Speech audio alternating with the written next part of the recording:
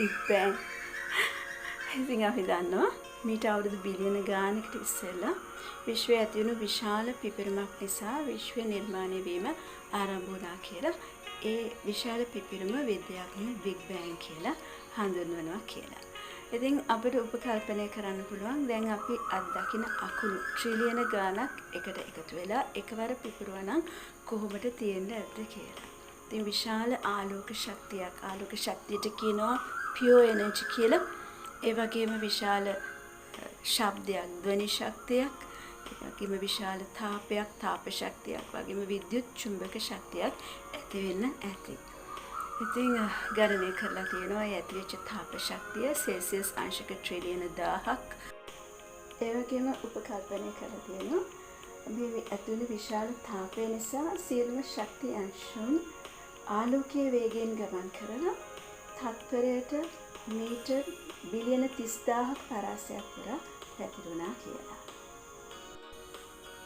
අපි මුල් වීඩියෝ එකේ සඳහන් කරා ශක්තිය පදාර්ථය බවට හැරෙනවා, පදාර්ථය ශක්තිය බවට හැරෙනවා කියලා. ඒ කියන්නේ ඒ ශක්තිය විනාශ වෙන්නේ නැහැ.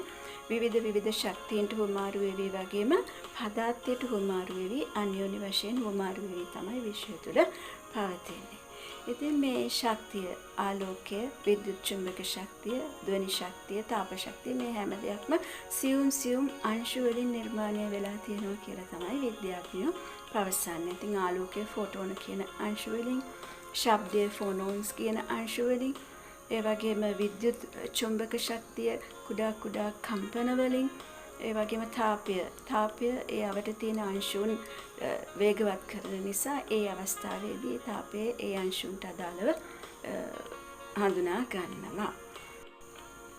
ඉතින් ඒ ඇති වුණු විශාල ශක්තිය නිසා අනිත් ශක්ති විශේෂවල අංශුන් ආලෝකයේ වේගයට සමාන වේගයකින් ගමන් කරලා ඒ කියන්නේ ආලෝක ෆෝටෝන අංශුත් එක්ක ඝට්ටණය වෙලා පදාර්ථය සකස් වුණා කියලා තමයි කියන්නේ. ඒ කියන්නේ ප්‍රෝටෝන, නියුට්‍රෝන, ඉලෙක්ට්‍රෝන, පොසිට්‍රෝන කියන ස්කන්ධයක් සහිත අංශුන් සකස් වෙලා ස්කන්ධයක් සහිත පදාර්ථය සකස් වුණා කියලා තමයි කියන්නේ. ඉතින් මම මෙතෙන්දී ලොකු විද්‍යාත්මක විග්‍රහයක් කරන්න යන්නේ මොකද අපි මේ කරන්නේ ආධ්‍යාත්මික කතාවක් නිසා. නමුත් අපි මෙතෙන්දී මේ පරමාණුව ගැන චුට්ටක් දැනුවත් වෙන්න ඕනේ. මොකද පදාර්ථය නැත්තම් ද්‍රව්‍ය සකස් වෙලා තියෙන මූලික අංශුව පරමාණුව නිසා.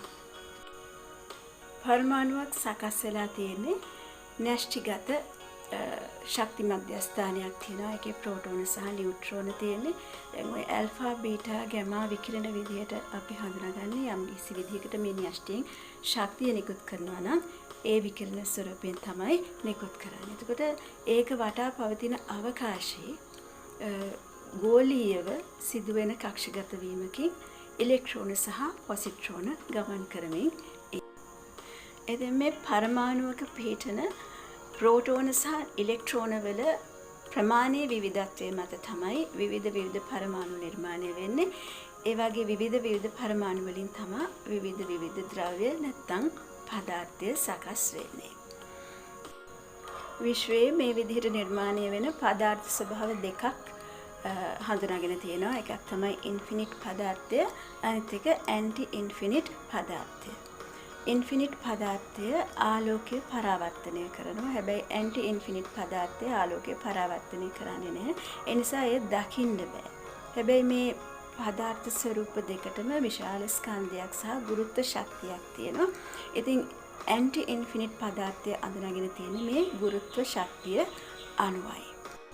ඉතින් මේ ඇන්ටි ඉන්ෆිනිට් පදාර්ථය ආලෝකය පරාවර්තනය කරන්නේ නැති නිසා කළු පැහැයෙන් තමයි දිස් වෙන්නේ. ඒ නිසා ඒට කළු පදාර්ථය කියලාත් කියනවා. ඉතින් මේ කළු පදාර්ථයේ ශක්තිය ඉන්ෆිනිට් පදාර්ථයට සමාන ප්‍රතිවිරුද්ධ ශක්තියක් තියෙනවා කියලා උපකල්පනය කරනවා. ඒ නිසා විශ්වයේ ශක්තිය ඒ අනුව 0යි කියලා උපකල්පනය කරනවා. ඉතින් ඊළඟට අපි කතා කරන්නේ පදාර්ථයෙන් ඝන ද්‍රව වායු ස්වභාවයන් ඇතිවෙන්නේ කොහොමද කියන එක සහ ශක්ති අංශුන්ට සහ පදාර්ථ අංශුන්ට විශ්වය තුළ පවතින කම්පන ස්වභාවයන් ගැන. ඉතින් ගෙන් යන්න මම ප්‍රොෆෙසර් ජයතිලක.